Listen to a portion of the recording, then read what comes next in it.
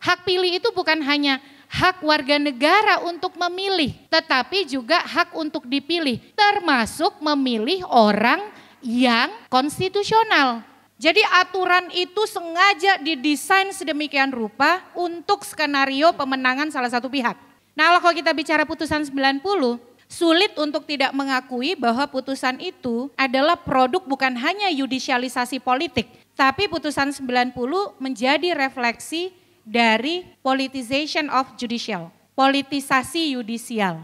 Saya Samsudin Alimsyah, mari kita bicarakan demokrasi.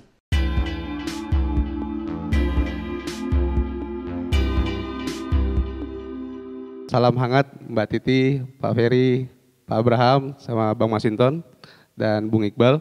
Jadi mungkin kita mulai diskusi ini dengan satu premis tadi disampaikan. Perdebatannya bukan perdebatan tentang tebak-tebakan. Ini MK bakal lolosnya apa enggak. Tapi perdebatannya tentang kira-kira akan adakah keadilan di MK. Karena MK kalau teman-teman tahu adalah produk dari reformasi, KPK adalah produk dari reformasi. Yang per hari ini semuanya di bredel Bang ya. Produk-produk reformasi ini kira-kira dilemahkan per hari ini. Nah makanya hari ini kita kembali mendiskusikan, memperdebatkan apakah produk-produk reformasi ini tetap menciptakan rasa keadilan dan menegakkan simbol-simbol demokrasi. Nah, untuk memulai itu mungkin saya serahkan ke Mbak Titi dulu untuk memulai diskusi kita per malam ini. Terima kasih. Terima kasih, Fik. Assalamualaikum warahmatullahi wabarakatuh. Mohon maaf lahir batin, selamat Idul Fitri 1445 Hijriah, masih bulan Syawal ini. Semoga semangat Idul Fitri kan itu istilahnya mensucikan ya. Ini juga menjadi momentum kita untuk mensucikan pemilu kita. Jadi memverifikasi pemilu kita sebagai instrumen demokrasi yang otentik begitu. Jadi kalau kita bicara demokrasi, salah satu, sebelumnya saya mau sapa dulu ini para narasumbernya ini. Bang Masinton, Bang Abraham Samad, kawan saya yang sangat populer, Ferry Amsari, dan Mas Iqbal ya, dan kawan-kawan dari Anomali, Melki, Afik dan kawan-kawan, ada Haikal juga ya, senang sekali bisa berkumpul malam ini, dan mudah-mudahan tadi ya, ini momentumnya menjelang putusan MK, kita juga baru merayakan Idul Fitri. Semoga ini menjadi momen untuk purifikasi pemilu kita sebagai instrumen demokrasi yang otentik gitu. Jadi kalau bicara pemilu, memang pemilu adalah instrumen demokrasi. Tapi yang kadang kita sering lupa, seolah-olah ciri dari demokrasi itu cuma pemilu saja titik gitu ya. Padahal yang dibutuhkan dari pemilu sebagai instrumen demokrasi adalah pemilu yang bebas dan adil, free and fair elections. Nah, hal itu yang kemudian kalau menurut konstitusi kita bahkan lebih ditegaskan lagi di pasal 22E ayat 1 Undang-Undang Dasar, pemilu bukan sekedar pemilu, tapi pemilu yang dilaksanakan secara langsung, umum, bebas, rahasia, jujur, dan adil setiap 5 tahun sekali. Jadi pasal 22E ayat 1 itu sejatinya adalah bagian dari bagaimana konstitusi menghendaki praktik pemilu yang sejalan dengan Deklarasi Universal Hak Asasi Manusia dan juga Konvensi Hak Sipil Politik. Karena pemilu yang konstitusional kalau menurut pasal 22E ayat 1 itu adalah pemilu yang periodik dan genuine. Pemilu yang berkala, reguler setiap 5 tahun sekali, tapi juga murni. Murni itu hanya bisa dihasilkan kalau prosesnya langsung, umum, bebas, rahasia, jujur, dan adil. Itulah yang disebut dengan periodic and genuine elections. Jadi kalau teman-teman juga baca Deklarasi Universal Hak Asasi Manusia, pemilu yang dikehendaki itu adalah pemilu yang berkala, tapi juga genuine. Nah, otentik, murni begitu ya, free and fair. Makanya kemudian ketika di awal 2001 ada narasi soal penundaan pemilu, maka jelas dia bertentangan dengan konstitusi. Karena konstitusi menghendaki regularitas. Regularitas itu bagian dari penerapan asas konstitusionalisme, pembatasan kekuasaan. Salah satu cara untuk merusak pembatasan kekuasaan adalah dengan menunda-nunda pemilu. Dan itu sempat kemudian menjadi narasi di pemilu kita di awal 2001 ya, 2021 dan sampai 2022. Nah, karena pemilu harus reguler dan itu menjadi bagian dari instrumen untuk mencegah penyalahgunaan kekuasaan dan menjadi bagian dari upaya kita untuk menerapkan pembatasan kekuasaan, tapi itu saja tidak cukup. Pemilu juga harus tadi genuine, harus murni. Dia harus dilaksanakan dengan prinsip-prinsip yang menurut konstitusi kita luber dan jurdil. Makanya kita tidak bisa membenturkan antara pemilu yang periodik dan pemilu yang genuine gitu. Dia harus satu paket. Pemilu bukan berarti nggak apa-apa nih pemilunya nggak 5 tahun sekali, yang penting pemilunya luber dan jurdil. Atau sebaliknya, tidak apa-apa pemilunya tidak luber dan jurdil, yang penting 5 tahun sekali. Jadi itulah yang dikehendaki konstitusi, satu paket, yaitu pemilu yang luber jurdil sebagai refleksi pemilu yang genuine, pemilu yang otentik, pemilu yang murni, dan juga dia berkala, reguler, pasti setiap 5 tahun sekali. Karena bagian dari menjaga pembatasan kekuasaan, konstitusionalisme. Nah tetapi kalau kita boleh refleksikan, ini agak sedikit ya, nanti yang konkret dan provokatifnya dari yang lain. Dari awal pemilu 2024 itu sudah menghadapi tantangan gitu ya, untuk bisa dilaksanakan. Isu 3 periode, wah itu seru banget tuh, dengan campaignernya salah satunya sahabatnya Pak Masinton ya, Bang Masinton, namanya Pak Muhammad Kodari gitu. Lalu ada juga isu penundaan pemilu, nggak tanggung-tanggung waktu itu ya. Bahkan menteri, sampai 3 menteri yang menarasikan pemilu ditunda karena kita belum recovery karena COVID-19. Di antara semua tantangan itu, kita kemudian tetap berpemilu. Dan berterima kasih kepada siapa? Terima kasihnya kepada gerakan masyarakat sipil. Gerakan masyarakat sipil yang disuarakan banyak oleh siapa? Oleh teman-teman masyarakat sipil, organisasi masyarakat sipil, media, perguruan tinggi, di dalamnya ada teman-teman mahasiswa. Jadi itu yang kemudian membuat kita akhirnya tetap punya pemilu 2024. Saya tidak terbayang tuh Fik, kalau di 2021 narasi soal penundaan pemilu itu goal. Sekarang mungkin kita nggak bicara hari ini ya. Tetapi ternyata itu saja tidak cukup, kita menghambat yang satu, yang lain muncul begitu. Ketika pemilu bisa dilaksanakan, pertanyaan pemilu yang bagaimana dulu gitu. Tema kita kan soal keadilan pemilu. Pemilu yang kita kehendaki, oke, kita sudah dapat pemilu yang reguler nih, 5 tahun sekali. Siklusnya 2019, lalu sekarang 2024. Regulernya sudah dapat gitu. Tapi yang genuinnya, apakah kita sudah dapat atau belum? Nah itu yang kita diskusikan sekarang. Karena kita bicara keadilan pemilu. Kalau dari sisi konsep electoral justice atau keadilan pemilu, artinya adalah menjaga kemurnian suara pemilih. Kemurnian suara pemilih itu direfleksikan oleh hak pilih yang dilindungi secara optimal. Hak pilih itu bukan hanya hak warga negara untuk memilih, tetapi juga hak untuk dipilih, termasuk memilih orang yang konstitusional, termasuk memilih pemimpin yang menang melalui proses pemilu yang luber dan jurdil. Nah, kalau kita lihat perjalanan bagaimana putusan MK di dalam menegakkan keadilan pemilu, berarti kan kita ingin menjaga purifikasi suara pemilih, kemurnian suara pemilih. Suara pemilih itu bisa dimanipulasi. Cara memanipulasinya apa? Ini teori lagi, ada 3. Dimulai dengan memanipulasi aturan. Jadi aturan itu sengaja didesain sedemikian rupa untuk skenario pemenangan salah satu pihak. Kalau saya membaca itu sudah sejak ketika Undang-Undang Pemilu tidak diubah.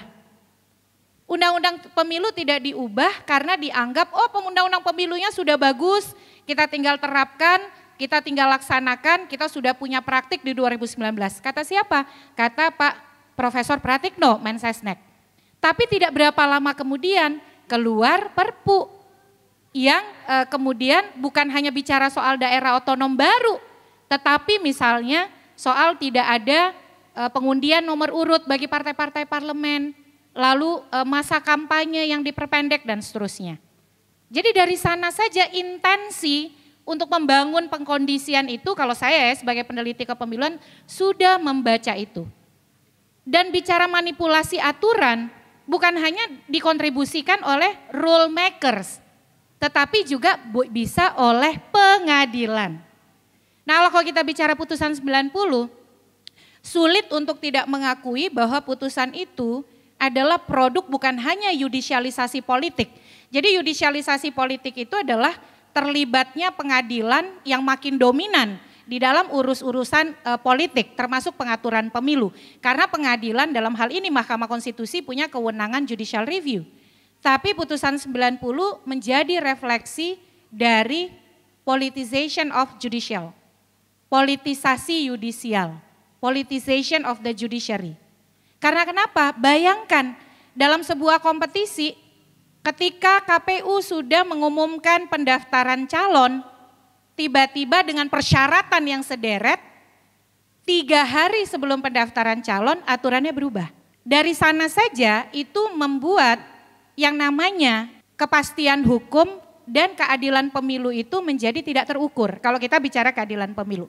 Jadi tadi ya, kemurnian suara pemilih bisa dicederai oleh manipulasi aturan, dan manipulasi aturan bukan hanya oleh pembentuk undang-undang tapi juga bisa oleh pengadilan. Yang kedua adalah manipulasi pemilih. Manipulasi pemilih bisa dilakukan dengan cara-cara membelokkan preferensi murni atau asli atau otentik dari pemilih. Saya tuh kalau nggak ada kecurangan milihnya A, tapi karena ada disinformasi, ada jual beli suara, ada politisasi bansos misalnya, ada intimidasi, maka saya berubah. Tapi itu tidak mencerminkan pilihan saya yang otentik kalau hal-hal tadi tidak dilakukan. Dan itu sangat bertentangan dengan asas jujur, asas yang dikehendaki oleh konstitusi. Sangat bertentangan dengan asas adil, karena membuat kompetisi menjadi tidak setara, even playing field. Dan yang paling parah dia membuat suara pemilih menjadi tidak murni. Dan membelokkan suara pemilih dengan cara-cara ilegal. Yang ketiga adalah manipulation of votes, memanipulasi suara, mengubah hasil, menambah, mengurang, istilahnya penggelembungan ya. Bang Masinton apakah mengalami? Nanti bagian itu soal manipulasi suara ya, ditambah, dikurang, digelembungkan, Bang Masinton bisa cerita tuh. Nah sekarang kalau kita bertanya keadilan pemilu. Keadilan pemilu akan tercederai kalau kemurnian suara pemilih terganggu akibat manipulasi aturan, manipulasi pemilih dan manipulasi suara. Mari kita bertanya deh kepada teman-teman.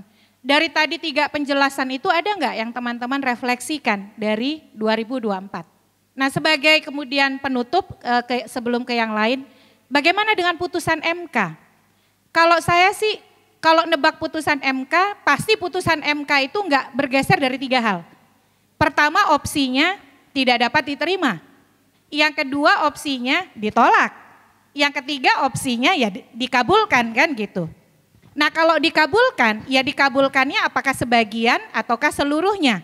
Ya karena begitulah kata peraturan Mahkamah Konstitusi soal perselisihan hasil pemilu dan Undang-Undang MK. Kalau pilihannya tidak dapat diterima, ditolak atau dikabulkan. Nah kalau dikabulkan apakah seluruhnya atau sebagian? Tapi sebelum kita melompat sampai kepada amar, yang sebenarnya harus kita betul-betul perhatikan, rasio desidendi di balik putusan. Alasan, rasionalitas, logika, pertimbangan, dan penalaran hukum apa yang akan digunakan MK ketika dia sampai pada konklusi tidak menerima, menolak, atau mengabulkan. Kita tidak banyak membahas itu, kita seolah-olah melompat. Ya kita memang harus membedakan antara maunya kita, inginnya kita dengan kondisi objektif dan dinamika hukum yang ada pada MK dan ada pada masyarakat kita, serta proses persidangan yang bisa kita simak begitu. Pertama teman-teman, MK yang akan memutus ini adalah MK yang menjadi bagian dari problematika hukum pemilu atau masalah hukum pemilu itu sendiri. Kalau teman-teman baca, setengah dari permohonan pasangan calon nomor 1 dan nomor 3, itu salah satu sumber persoalannya adalah Mahkamah Konstitusi itu sendiri. Jadi memang kita berhadapan dengan dilema itu begitu. Lalu semaksimal apa sih keadilan pemilu yang akan kita harapkan dari institusi penyelesai masalah hukum pemilu yang ternyata menjadi bagian dari masalah hukum pemilu itu sendiri. Nah ini yang kemudian sebelum kita melompat kepada amar, ada realitas itu. Sejauh mana kita mau percaya diri, menebak atau menganalisis putusan ketika kita berhadapan dengan institusi yang jadi bagian dari masalah hukum pemilu itu sendiri. Kalau saya membuat kemudian tidak bisa begitu terlalu optimis gitu ya Pak Fik ya. Nah lalu yang kedua adalah ketika misalnya kita bicara ratio decidendi ya putusan soal diskualifikasi dan lain sebagainya. Apa iya Mahkamah Konstitusi akan sampai pada keberanian mendiskualifikasi paslon atau calon atau produk yang dia ikut berkontribusi melahirkannya gitu loh. Yang melahirkan dia itu siapa ya Mahkamah Konstitusi gitu.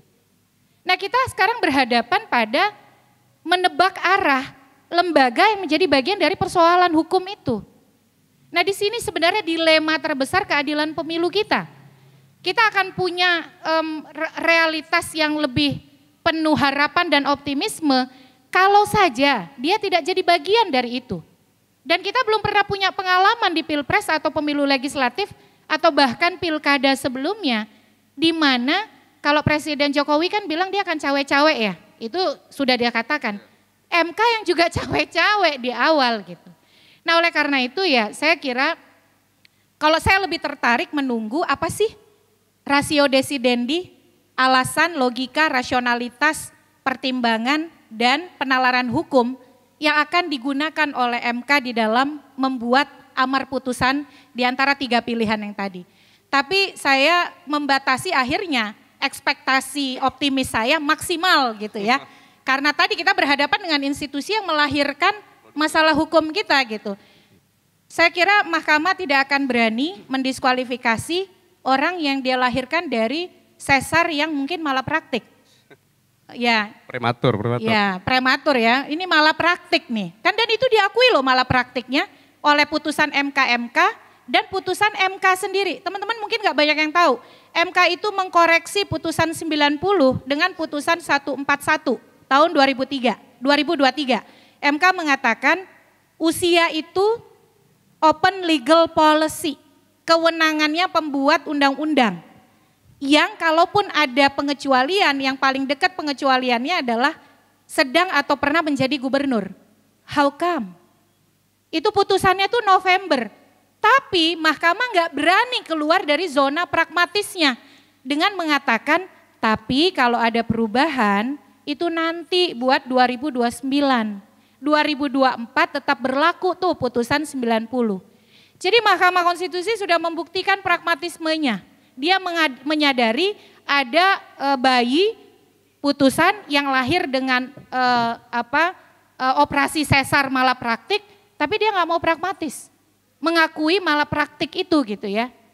Nah jadi akhirnya dengan situasi itu saya mencoba untuk menetralisir optimisme saya terhadap putusan MK. Paling berani sekalipun MK bukan mendiskualifikasi, tapi punya kemungkinan karena mungkin ada penebusan dosa juga yang ingin dia lakukan gitu ya. Di tengah zona pragmatis yang ada di MK, ya paling maksimal sekali mahkamah akan memutus pemungutan suara ulang, tapi di sejumlah wilayah. Di mana misalnya, sebenarnya persoalannya bukan 58%, 24%, 16%. Tapi kan kalau untuk menang itu harus 50% plus 1.